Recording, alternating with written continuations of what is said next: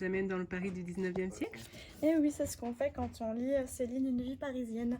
On suit Céline, 14 ans, qui vient de Rouen, qui a été un petit peu forcée par sa tutrice à aller dans Paris pour faire des expériences, rencontrer des gens et apprendre un peu ce qu'elle aime, ce qu'elle se découvre.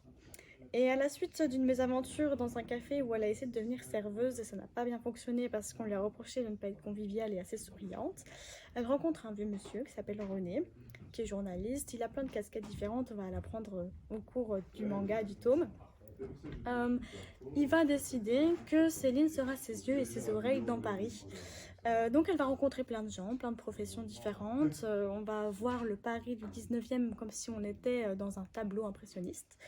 Et c'est très beau, c'est très bien dessiné. Ça a vraiment pour but de voyager dans le Paris du 19e, on s'y retrouve. Et surtout, on a la petite quête de questionnement de Céline sur ce qu'elle aime, ce qu'elle n'aime pas. On voit au début du manga qu'elle est très réservée, elle ignore elle-même quelle fleur elle préfère. Et c'est une petite pépite, c'est très très beau, je vous le conseille.